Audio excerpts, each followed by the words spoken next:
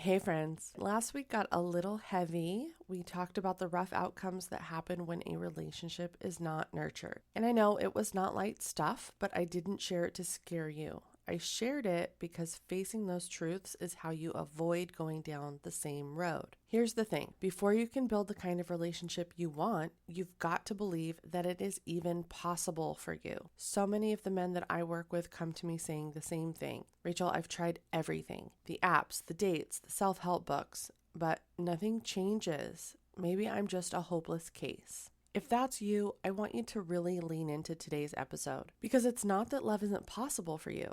It's that your brain has been rehearsing the wrong story. And as long as you believe it, you'll keep attracting more of the same.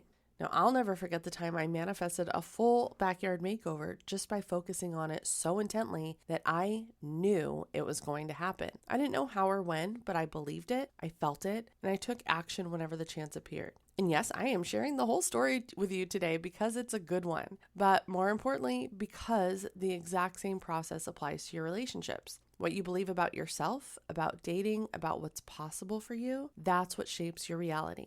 Now, coming soon on Stripped, I'll be sharing my Connect method, practical, powerful tools for building deeper, more fulfilling relationships. But before you can learn the skill sets, you've got to start with the right mindset. That's why today we're talking about the law of attraction. If that feels too woo, think of it as the science of neuroplasticity. Different words, same core truth, that your beliefs create your reality. And if you want a different reality, well, you've got to start with your beliefs. I am really excited about this one. This is my shit.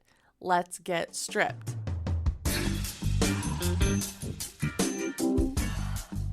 Throw out the rules, forget the cliches. This isn't about the perfect profile or the perfect date. It's about real connection. It's time to strip away the masks, shed the stories, and drop those old patterns that no longer serve you. Tired of dating advice that doesn't fit?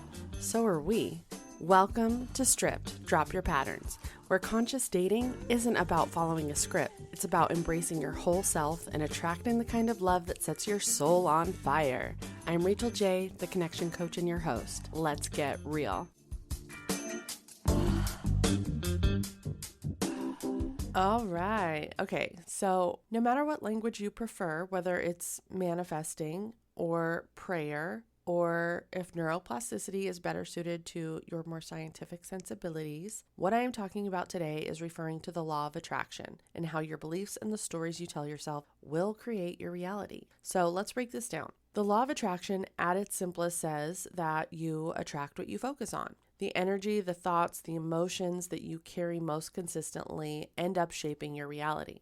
If you've ever heard of Abraham Hicks, then you know that Esther Hicks channels a higher consciousness known as Abraham. And Abraham offers teachings about alignment and energy and how our thoughts call experiences into being. And whether or not you buy into the channeling piece of it, the core principle is simple. Your focus creates form. Now, this really isn't so different from prayer. In prayer, you name your desire, you surrender the timing and details, and you trust in a higher power to act in your best interest. And whether that higher power brings you the desire or not, you are trusting that it's all part of a bigger plan. Now, I'm not a religious person. I am spiritual, yes, but I'm not religious. So I speak in energy and the universe. And this is something that I can really get behind, as manifestation works the same way. You declare what you want, release the how and the when to a higher energy or power, and trust that the outcome will be in service to your highest good. And for some people, the concept of prayer is a turnoff, and the concept of manifestation is a bit too out there and woo-woo. So here's the basics of the scientific side, which is neuroplasticity. That is just your brain's ability to rewire itself based on the repeated thoughts and experiences. When you focus on certain beliefs or outcomes, then your brain literally strengthens these pathways. They're called neural pathways, making it easier to see opportunities, take aligned action, and create the reality that you've been focusing on. There's a phrase, the neurons that fire together, wire together. It's really just another way of saying that what you focus on expands. Now, I want to take a few minutes to share a very specific example of how the law of attraction has worked in my own life so that you can begin to see how powerful this law and your own mind really can be. My first experience with law of attraction was when I was living in California. I had bought my first house in 2009, a 4-bedroom, 2-bath house with a good sized yard. The only problem was that the yard was a disaster.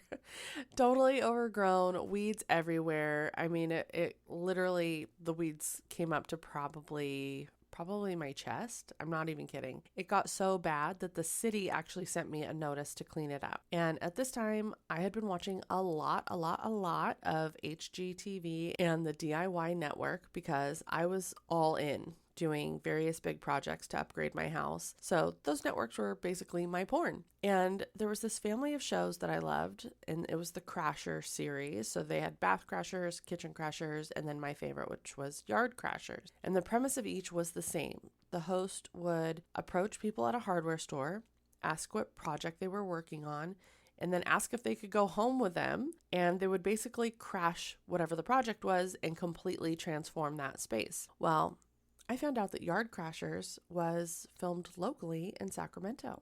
And once I knew that, getting on that show became my mission. So here's what I did.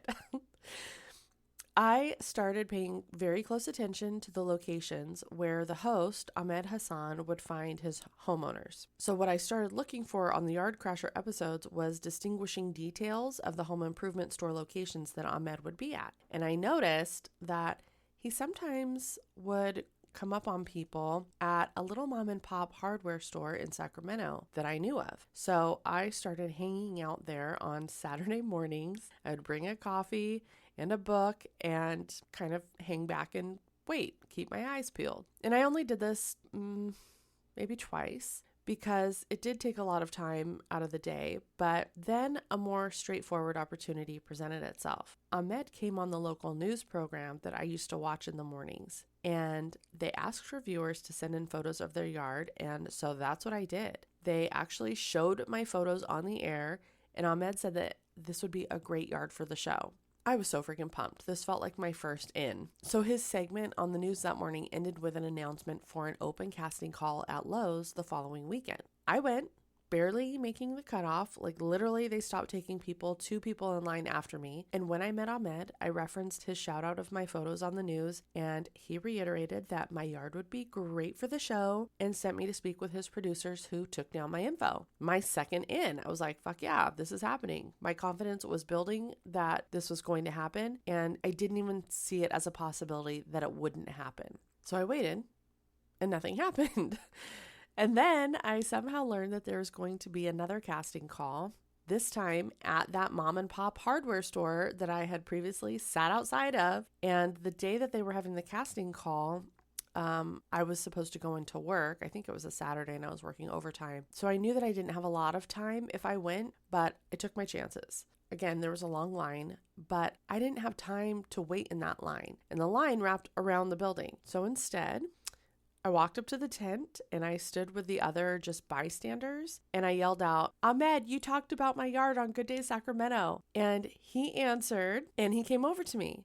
Now listen, I was not fucking around with this. Okay. Before going to this casting call, I had taken video on my camera of that clip from Good Day Sacramento so that I could show it to him given the chance. So when Ahmed came over, I showed him that clip, and again, he sent me to speak with his producers. Again, I felt like this was it. I was definitely going to be on the show now. I didn't know exactly when or how, but I believed with so much conviction that it could be no other way. Well, time passed, and I still didn't hear anything from the Yard Crasher producers. I still felt strongly, though, that it was going to happen, but at this point, something had shifted for me where I stopped trying to force it. I still believed that this was meant for me because there had just been too many signs or evidence that I was on the right track. But I felt that I had done everything I could do at that point, and so I surrendered it. I gave it over to a higher power and just let it be. Now, it was not long after I surrendered the idea of being selected for the show that I got a call from an unknown number, which I normally never answer, but that day I did. And on the other end was a producer for a new spin-off show called Yardcore. They had pulled my file from the Yard Crasher submissions and wanted to meet me. Friends, you cannot begin to believe how fucking beside myself I was. So The producers met with me again. I was not fucking around, and I had cookies in the oven when they came to vet me in my yard. Wanted to have that, nice, enticing, home-baked goods kind of smell, really inviting and warm. And I was selected. So fast forward a few months and my yard was completely transformed on national TV. You can probably still find the episode online. I remember a friend of mine telling me that she saw the episode on a flight. Wild. It was literally one of the wildest manifestations of my life and a really powerful reminder of just how real this law of attraction stuff is. And mind you, I was not even aware of law of attraction at this time. So this whole manifesting thing was not even part of my vocabulary yet at that time. Now, I have had a handful of other pretty wild experiences of manifesting, and not always things that I desired. One experience actually caused a months-long rift in my family and was very dramatic, so I am not going to get into the specifics, but I share this teaser with you because it demonstrates how powerful our minds are and that you can just as easily manifest the shit you don't want as you can the shit you do want. And in this particular instance, I was so focused on my fear of this specific thing happening that I couldn't take my mind off of it. I was constantly playing out the visual of the scenario in my mind so that I could prepare mentally different responses if it were to happen. And not to mention, every time I ran this visual through my mind, I was getting extremely fired up at the thought of it happening, that I ended up manifesting that exact scenario into my reality. It was not pretty. Again, it caused a huge rift, but I knew that I had brought that into my experience. And so that's when I learned a very essential truth. The law of attraction doesn't recognize I don't want. It only recognizes the subject of your focus. So the shift is simple but profound. Instead of naming what you don't want, you have to speak clearly about what you do want. Not, I want to be debt-free. You say, I want to have more than enough money. Not to say, I want to feel less anxious, because again, like the focus of that sentence is anxious. So instead, you say, I want to feel calm, grounded, and at ease in my body. And my experience where the shit went down, I was focusing so much on this thing that I didn't want to happen, but the message that was being communicated was the thing that I didn't want to happen. Right? Are you getting it? Are you staying with me? So there are a few other steps to manifestation that are very important as well. The next step after you declare what you do want, the next step is to really feel the emotion that having or getting that thing would bring you. In my yard makeover manifestation, I felt so deeply excited about the prospect of having a new yard, and with every piece of evidence that affirmed for me it would happen, my excitement multiplied. In the other scenario, like I just said, I felt so much anger and anxiety and tension about this thing unfolding that the feeling of it called it in. So if you want to have more than enough money, follow that declaration up with how having more than enough money would make you feel. Perhaps secure or safe, maybe peaceful and breathing a bit easier, or maybe it would allow you to feel just rich and luxurious or generous. So think of the times when you have felt those things in your lived experience, even if not necessarily related to money, so that you have the real lived experience and it's easier to tap into those feelings now. Next, it's important to take aligned action toward that desire. So when I so fiercely wanted my yard makeover, I didn't just sit around daydreaming. I took action toward it every time an opportunity presented itself. I went to the hardware store in case it was a day that Ahmed's crew would be looking to crash a project. I heard the news segment asking viewers to send photos of their yard, and I literally jumped out of bed, took photos, and submitted them before I had even had my first cup of coffee. I heard there was a casting call, and I went. Twice. The second time, I went prepared with a video clip as evidence that I was what the show was looking for. And part 2 of taking action is overriding the voice in your head telling you why you shouldn't pursue whatever your desire is, why it won't work out in your favor, or why you're better off not pursuing it. On my way to that first casting call, I almost missed it because I wasted time debating whether or not to go in the first place. And then by the time I left, I had just enough time to get there before the time window was closing. And even on the drive, I had thoughts coming up that were telling me, you're not going to make it. There's going to be traffic. You're going to feel foolish if you go all the way out there and they're already gone. You should just go back home and wait for another opportunity. And I remember literally having those thoughts as I was driving out to Lowe's, and I was this close to turning around and going home. But in that exact moment, that I could have chosen the off ramp to come back around. A Beatles song came on the radio, and I'm a huge Beatles fan in case we haven't covered this already.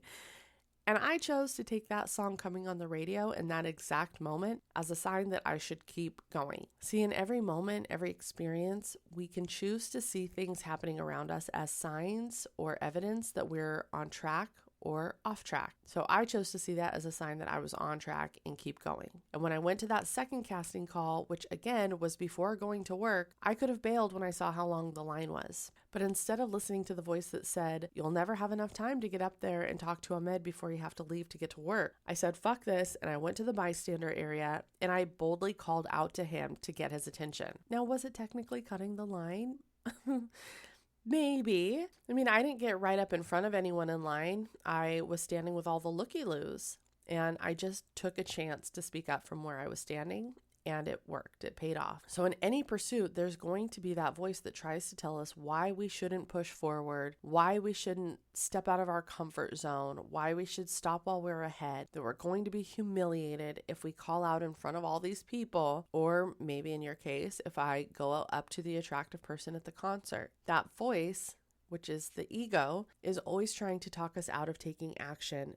And it's in order to keep us safe and protect us. It's the same voice that tells us not to touch an open flame on the stove or to walk into traffic. That voice does have a purpose and it does keep us safe, but it also holds us back in these moments of being on the cusp of major expansion. So getting to know that voice and differentiating between its protector and cock blocker intentions, if you will, is the key. Finally, the last step, which is, in my experience, the most challenging in manifestation, is to surrender. Let it go. You have to release the obsession with the timing and the how and the outcome. You already know what the outcome is that you want. Stay focused on that. But when you let go of the timing and the how, that's when the energy clears and things can flow into you. When I got that call about the spinoff show, it wasn't exactly how I thought I was going to be on, yard makeover show. It was a totally different show. It was a different how.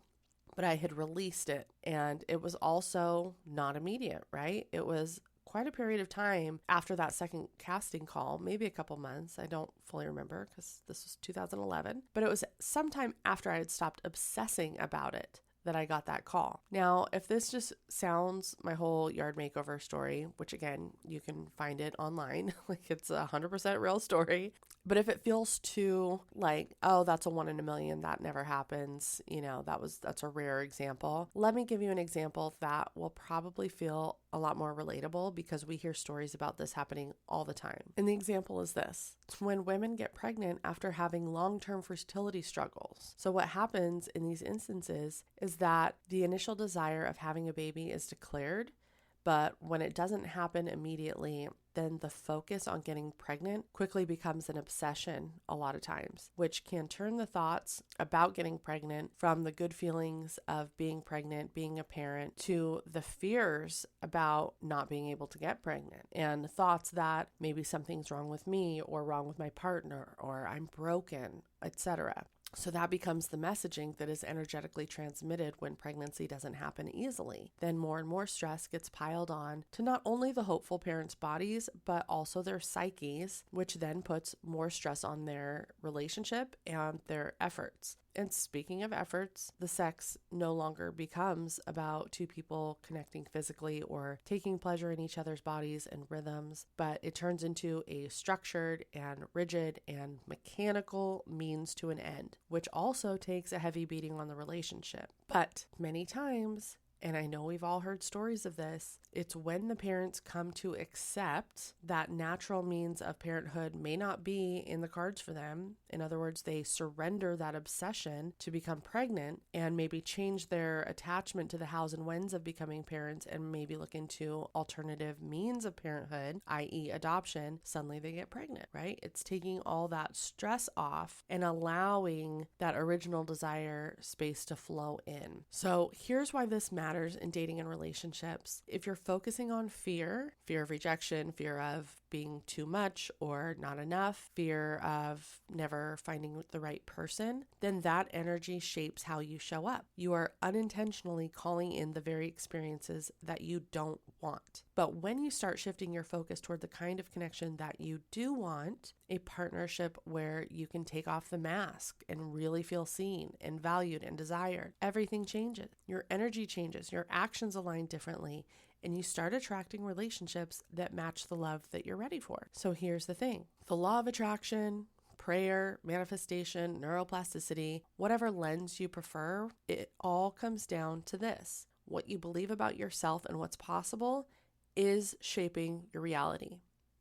And while that might sound super simple, and it is, it doesn't mean it's easy. The hard truth is that rewiring those beliefs is not something that most people can do alone. The patterns are too ingrained and the old stories are too loud. And left on autopilot, your brain will keep firing down the same well-worn neural pathways because we always return to that which is familiar, even though it's giving you the same results that you've always gotten that you never wanted. And that's why support matters. With the right guidance, you can interrupt those old patterns and rewire new neural pathways, ones that open the door to love and confidence and connection in ways that you never thought possible. That's exactly the work that I do with my clients. Together, we clear away that conditioning and we shift the beliefs that have been holding you back, and we create space for the kind of relationship that you actually want. And then we put it all into action with the skill sets. So if you're ready to stop spinning in the same cycles and start attracting something different, then this is your invitation. Head to the link in the show notes to learn more, or better yet, you can book a free kickoff call with me. Let's talk about what's been holding you back and what becomes possible when you finally start telling a new story. Because when you change your beliefs, you change your life, and you don't have to do it alone. I'll be with you every step of the way. So head over to the show notes and book your free call. I'm really excited to meet you.